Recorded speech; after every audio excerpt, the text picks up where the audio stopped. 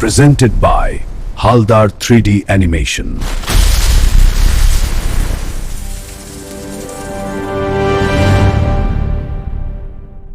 একটা সাধারণ গ্রামের ছেলে রাহুল একদিন জঙ্গলের গভীরে খুঁজে পেল এক রহস্যময় জাদুর আম গাছ, যে গাছের আম খেলে শোনা যায় সব প্রাণীর কথা। কিন্তু সবাই এই জাদুর গাছের বন্ধু ছিল না। এক লোভী ব্যবসায়ী মহেশ ঠিক করলো এই গাছ কেটে নিয়ে যাবে। রাহুল আর জঙ্গলের প্রাণীরা কি পারবে জাদুর আম গাছটাকে বাঁচাতে? এই গাছ শুধু একটা গাছ নয়, এটা জঙ্গলের রক্ষক। কিন্তু যখন লোভ প্রকৃতির সামনে দাঁড়ায়, তখন কি হয়? জানতে হলে চোখ রাখুন আজকের গল্পে।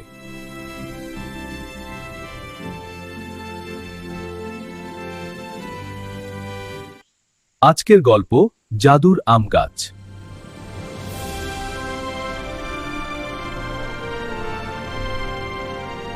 একটা শান্ত সুন্দর গ্রামে থাকতো ছোট্ট ছেলে রাহুল। রাহুল ছিল খুবই কৌতূহলী আর নতুন কিছু খুঁজে বের করতে ভীষণ ভালোবাসত। একদিন স্কুল ছুটির পরে রাহুল তার বন্ধুদের সাথে গ্রামের পাশের জঙ্গলের ধারে খেলছিল।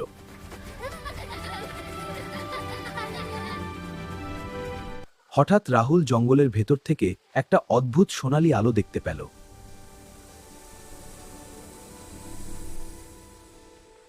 কৌতূহল সামলাতে না পেরে রাহুল ধীরে ধীরে জঙ্গলের ভেতরে ঢুকে পড়ল।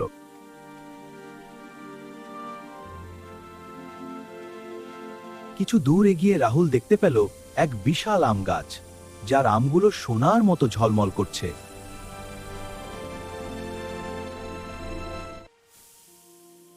রাহুল ধীরে ধীরে গাছের একটা সোনালী আম পাড়ল। আমটা যেন নিজের থেকেই আলো ছড়াচ্ছিল।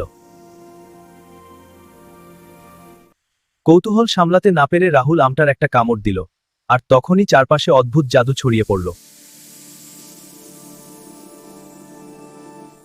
হঠাৎ রাহুল শুনতে পেল চারপাশে কেউ যেন কথা বলছে, কিন্তু আশেপাশে তো কোনো মানুষই নেই।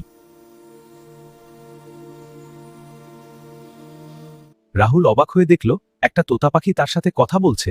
হ্যালো রাহুল।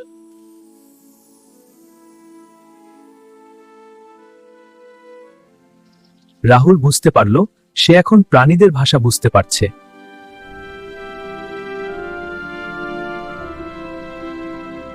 জঙ্গলের সব প্রাণী রাহুলের সাথে বন্ধুত্ব করতে শুরু করল।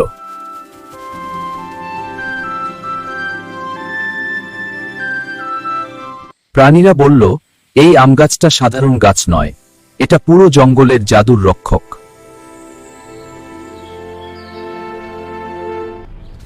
কিন্তু হঠাৎ প্রাণীরা ভয় পেতে শুরু করল, কারণ কেউ একজন এই গাছ কেটে নিতে চাইছে।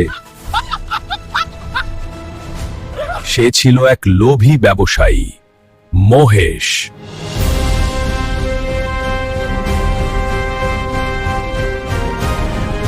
মহেশ ঠিক করলো এই জাদুর আম গাছ সে কেটে নিয়ে যাবে। ওই গাছটাই আমাদের টার্গেট, কেটে ফেলো, এর ফলগুলো আমার হবে। হ্যাঁ মহেশদা। ওরা গাছটা কাটতে যাচ্ছে। রাহুল বুঝতে পারলো এই জাদুর গাছটাকে বাঁচাতে হলে এখনই কিছু করতে হবে।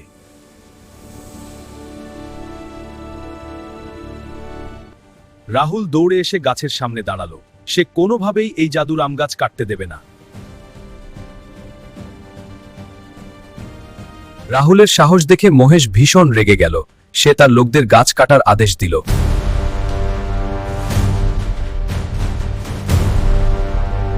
মহেশের লোকেরা কুড়াল নিয়ে গাছের দিকে এগিয়ে আসতে লাগলো। এগো, গাছটা কেটে ফেল। হ্যাঁ বস।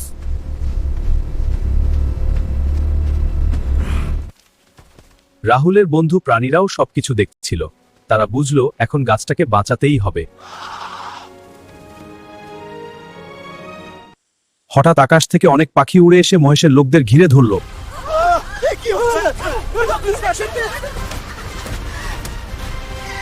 খরগোশগুলো দৌড়ে এসে চারদিকে এমন দৌড়াদৌড়ি শুরু করলো যে লোকেরা ঠিকমতো দাঁড়াতেই পারছিল না।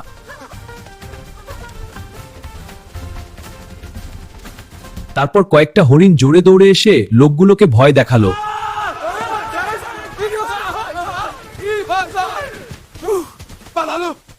হঠাৎ আক্রমণে মহেশের লোকেরা ভয় পেয়ে পালাতে শুরু করলো। পাখিরা আক্রমণ করছে, হরিণগুলো তাড়া করছে, পালাই। ঠিক তখনই জাদুর আম গাছটা হঠাৎ আগের থেকে অনেক বেশি উজ্জ্বল আলো ছড়াতে শুরু করলো। মনে হচ্ছিল যেন গাছটা নিজেই জঙ্গলের সবাইকে রক্ষা করতে জেগে উঠেছে। হঠাৎ জাদুর আম গাছের ভেতর থেকে এক রহস্যময় কণ্ঠস্বর শোনা গেল। গাছটা যেন নিজেই কথা বলতে শুরু করলো। জাদুর আম গাছের কণ্ঠস্বর ভেসে এলো, লোভ মানুষকে অন্ধ করে দেয়, প্রকৃতিকে ধ্বংস করতে এলে তার ফলও ভয়ঙ্কর হয়।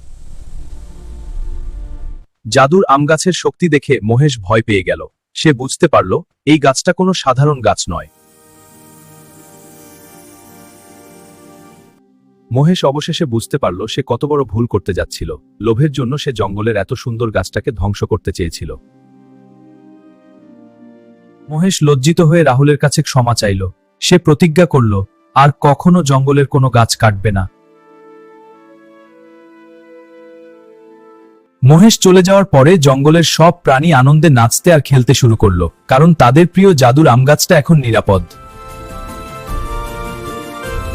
রাহুল বলল, আমাদের উচিত প্রকৃতিকে রক্ষা করা। প্রকৃতি আমাদের বন্ধু এবং আমরা সবাই একসাথে শান্তিতে থাকতে পারি। প্রাণীরা রাহুলের কথায় অনুপ্রাণিত হয়ে আনন্দে উচ্ছ্বসিত হলো। এবার তারা ঠিক জানল প্রকৃতি রক্ষা করা আমাদের সবার দায়িত্ব। রাহুল বলল, আজ আমরা শিখলাম প্রকৃতির প্রতি সম্মান দেখানো খুব জরুরি। আমরা যদি প্রকৃতির যত্ন নিই, প্রকৃতিও আমাদের আশীর্বাদ দেবে। বন্ধুরা, আমাদের চ্যানেলটি সাবস্ক্রাইব করতে ভুলবেন না আর বেল আইকনটা অন করুন নতুন গল্পের জন্য। ধন্যবাদ বন্ধুরা।